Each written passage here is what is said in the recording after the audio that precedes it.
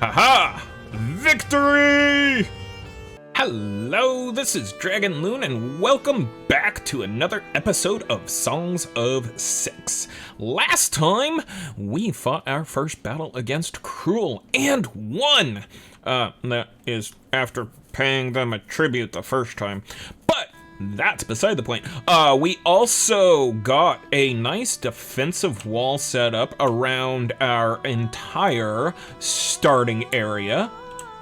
We got a decent number of farms. Most of them happen to be mushroom farms because mushrooms are what both the Dendorians and the Crotonians prefer or like. And oops. I forgot something there. No, I put that too far. Why did I make that so wide? Anyway, we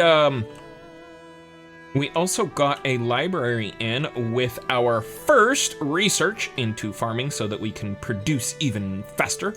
And we got our first bathhouse. Low heating decreases the experience note available. Huh? Okay. Not sure what that is all about. We will maybe find out. Don't know. Anyway, we got our first bathhouse and our first lavatory in, and we are starting to produce clothes and tools at that.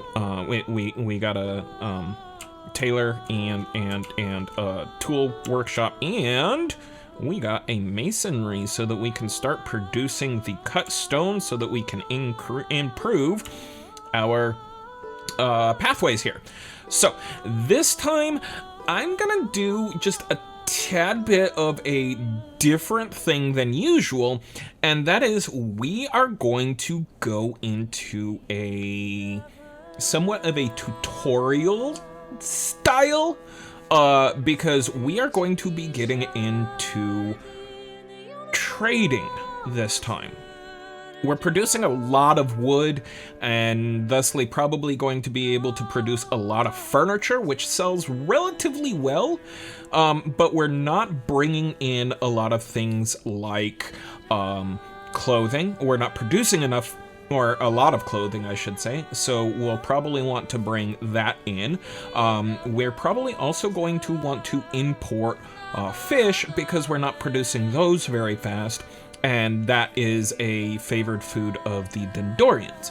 All of that will help improve our reputation, being able to bring in more employees or population, meaning that we can expand even more. But for right now, what we want to do is turn the speed back on so we can see where things lie. Oh. Wow, that is a major difference between 3 times and 2 times speed. Huh.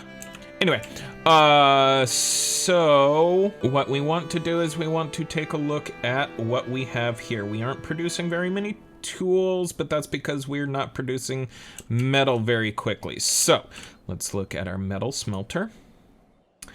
And they are not at 100% target, so we will increase them so that they can produce even faster.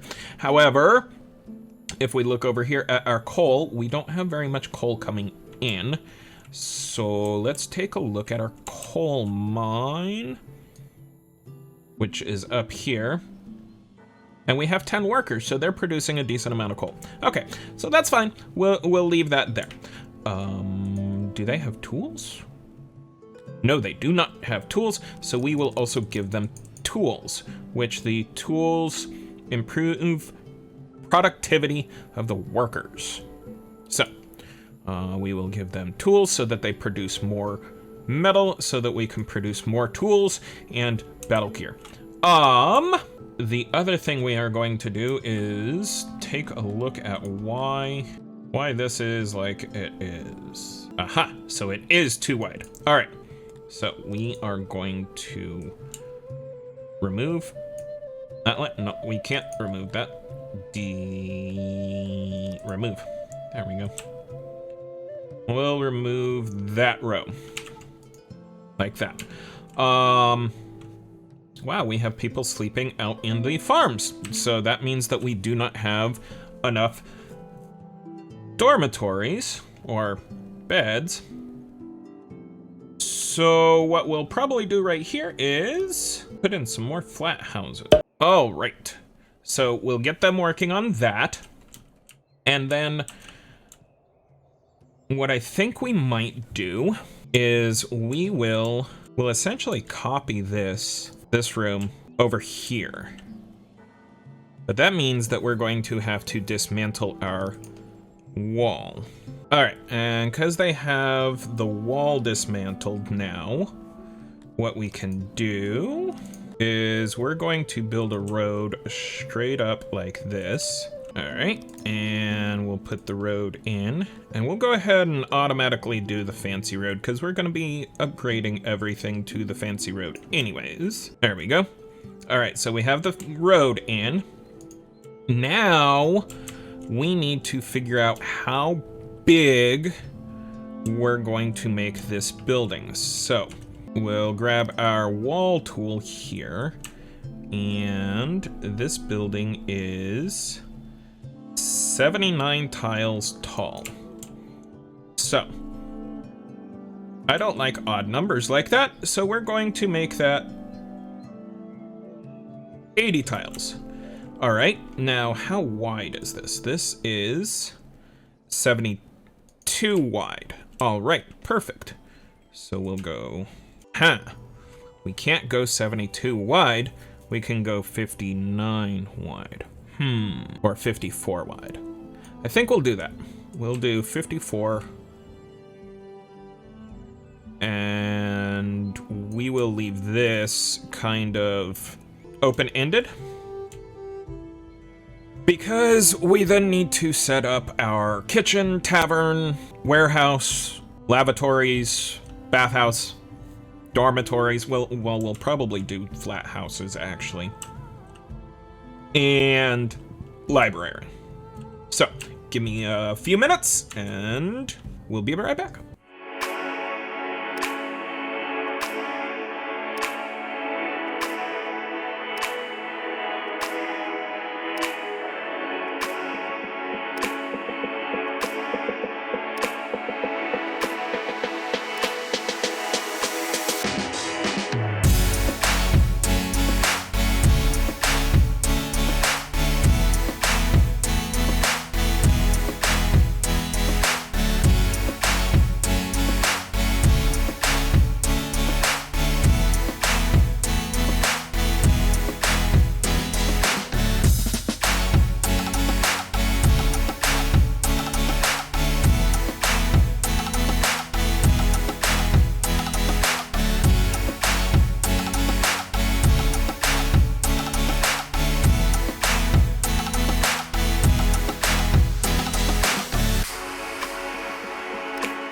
All right, folks. So I got everything mostly planned out.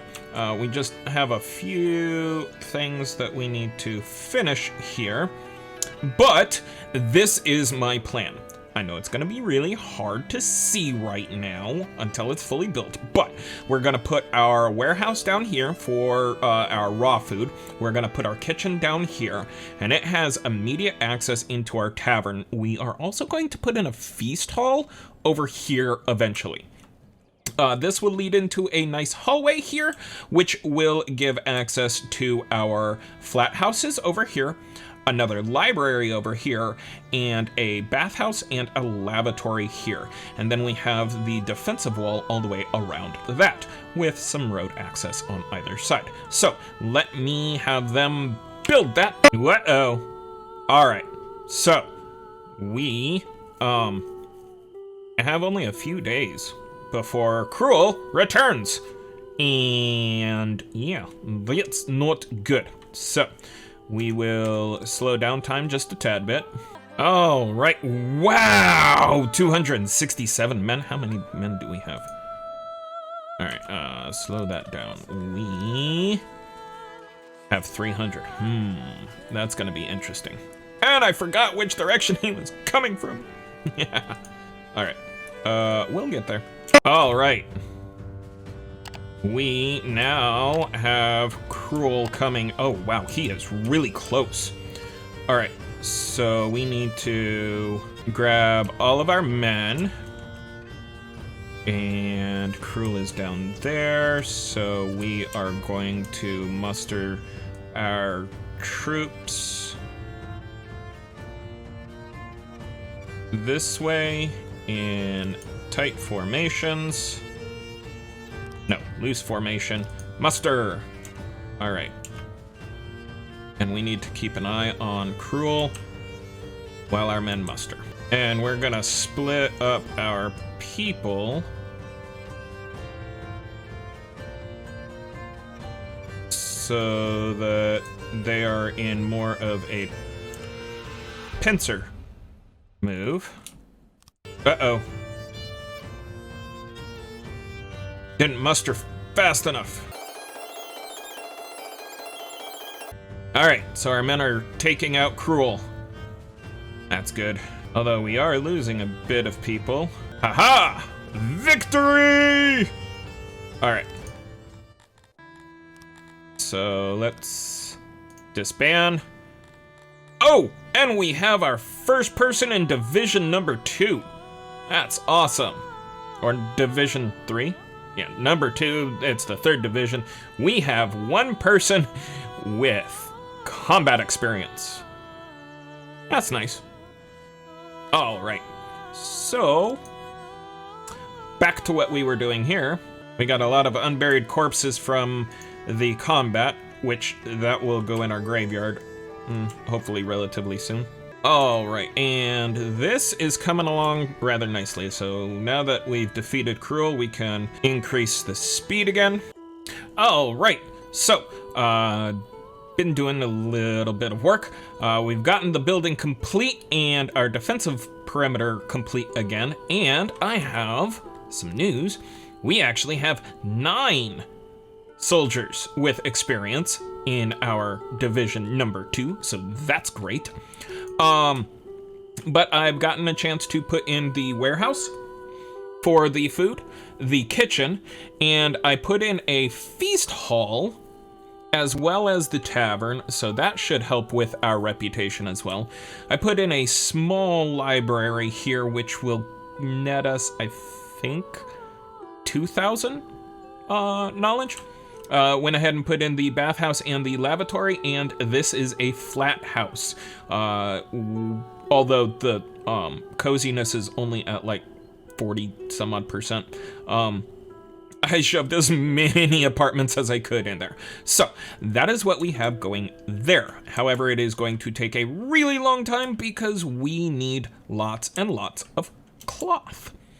So in the meantime, what we can do is work on our food situation because we are down to 5 days of food. And I think the easiest way to work on our food situation is to set up trading. So where are we going to put the trade depot? Well, we have our fisheries down here. I think we're going to put our trade depot right in here. So the first thing that we want to do is put in a road. All right, now that we've gotten the lakes filled in and more roads set, we can start building our trade depot. Now, this is going to be for exporting goods, and then I'll show you how to import goods once we have this completely built. All right, so now our building is done. Let's throw in some torches, and then we need some gates, and then we need the trade depot. Trade depot can be found under the goods. So the trade depot allows you to sell or export goods, and the delivery depot allows you to accept tributes and imports. Tributes are also known as taxes in Songs of Six. So first we're going to set up the trade depot. The trade depot is a lot like a warehouse in that you only have crates, although the crates are a very specific looking crate. So we're going to place in a bunch of these crates. All right, and so now that we have the trade depot built, now we can start looking in how to export. So the first thing that we need to do is we need to allocate some storage space for the items that we want to export. So in this case, what we're going to do is we are going to want our furniture to be exported. So what we want to do now is we want to allocate some storage space for our furniture in our trade depot. So we are going to allocate, we'll do 1,000. So 1,000 units of furniture will be put in our trade depot. The other thing we want to do, nope, we'll leave that alone. All right, so now that we have that, let's go and look at how to actually start trading. In order to do trading, we want to click on the trade button here, the one that looks like a coin, and that will bring up this window here. Here you can see how full all of our storage is. And right now, because we still have it paused and it isn't calculating in the trade depot storage, it's saying that we have full storage. So in order to sell, what we want to do is change our export level. And what this is saying is exports will start when warehouse stock is above, in this case, 55%. However, we want to change that to say above 90, we'll call it 96%. And now it says warehouse, but that warehouse also includes the trade depot. So even though it's giving us a quantity of 1,700 items, we'll actually have more than that. So if we unpause this, nope, it hasn't changed, but this is also taking into account this. So that is how you sell. And if you look here, we have a capacity of 1,000 units, and we currently have about 300 exportable. So once this quantity gets back up to the amount to export, we'll start getting a caravan in. So that's how to export goods. The other thing we want to do is we want to look at, oh, I guess we can't do that now. We used to be able to see kingdoms around us that were interested in either selling or purchasing items. I wonder if we can still do that by going to the world map? Maybe? Nope. All right. So to import, it's very much the same, where we adjust these sliders. For instance, if we imported, imports will start when warehouse stock is below 50%, or in this case, 900 items. But in order to do any importing, we need a delivery depot. Now, delivery depots are hard built. They are a fixed size. We cannot adjust that. So what we can do is we can put down a bunch of deposit or delivery depots, because each delivery depot is good for only one item. All right, and now that we have our trade depots built, we can go into our delivery depot and we can choose what item each delivery depot receives. So if we look over here, we are struggling with our clothes, mostly because we're also struggling with fabric, but that's beside the point. We're gonna struggle with clothes in general anyways, so we want to receive clothing. We are also going to import mushrooms because we go through those like they were going out of style. So we'll choose another delivery depot and select mushrooms there. All right, and now that we have those two items selected, and you can, by mousing over the delivery depot, you can see that it is expecting mushrooms in this one and clothes in this one. We now need to import. So what we want to do is we want to go in to our mushrooms and we want to import when stock is below 15%. And you can see we already have mushrooms in our, or on the way, it looks like. And then we need to also set this down here, and we will say below 10% or 11%, and we have clothes on the way as well. So that is how, and you can see here, we're exporting mushrooms? That doesn't seem right. Okay.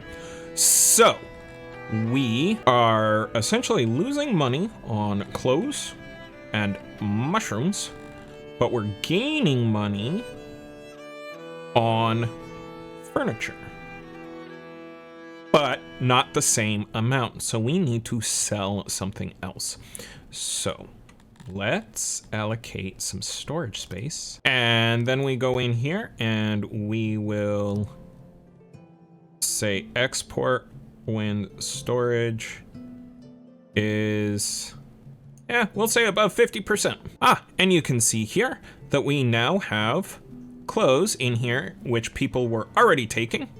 And we had mushrooms here, but those are already taken as well. And up here at the top of the window, you can see a total breakdown. So we currently have 811 coins in our treasury. We are spending 2,000 coins per year, and we are bringing in 1,300.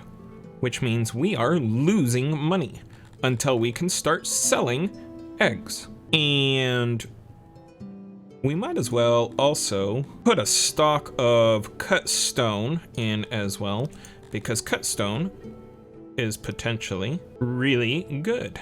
So we will sell off some of those as well. Now, another thing that you can do with the delivery depots, as it said tributes, if we go out here to, and we'll pause it, if we go out here to the world map,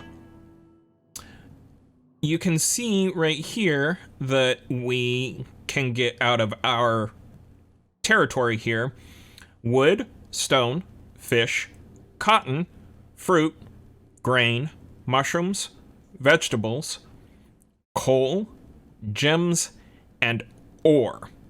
Now on the city map, we have all of that available, and no matter what, we have everything available on our city map as long as we have things such as water, to be able to get fish. However, on the world map, those symbols indicate what we can tax. So if we go in here, you can see that we can tax things. However, we need 2,000 might to actually tax the region. So what we want to do is we want to turn up 100% of the tax. And we will go ahead and import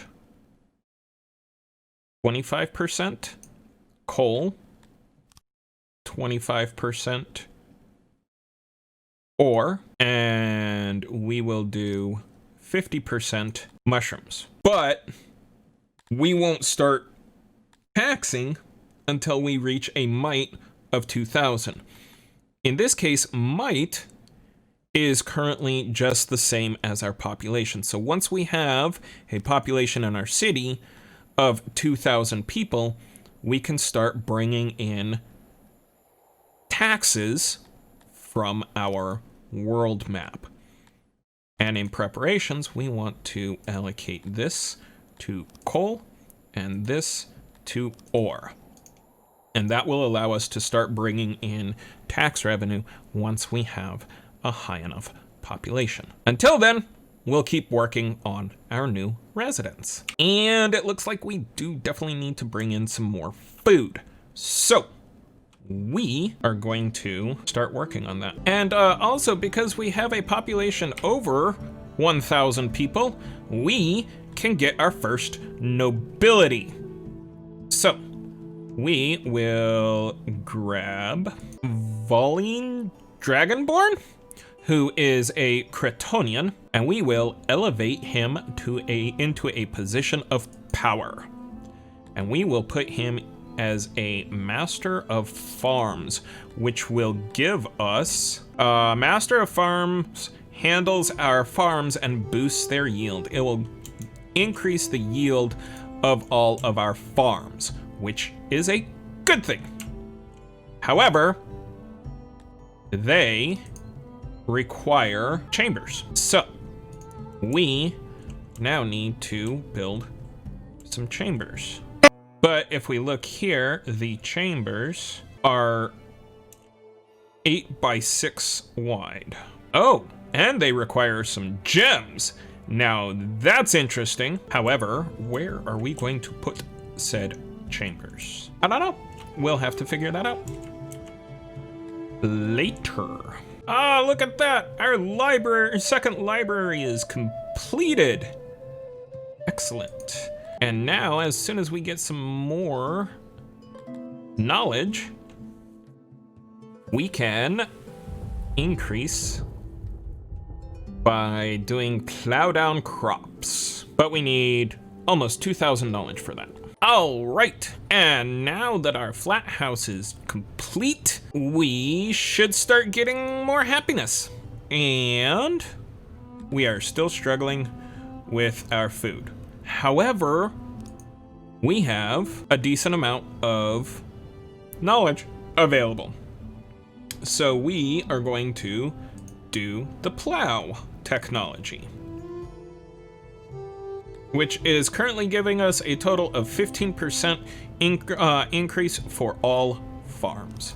So hopefully that means that we will start getting more food. All right, so we've gotten another residential building made, complete with a kitchen, tavern, feast hall, another library, which we're already regaining even more knowledge, bathhouse, lavatory, and flat houses. We have our first noble, which is increasing our yield for all of our farms. And we also got some trading set up. Plus, we defeated Cruel, which is a good thing. Unfortunately, we are still struggling with food. Our population is ferocious when it comes to food. However, I do think that will be all for this time. As always, if you enjoyed this content, make sure to smash that like button, as it does help with the YouTube algorithm. And if you haven't done so already, make sure to subscribe to the channel so you don't miss any more of this really awesome content. Until next time, stay frosty out there.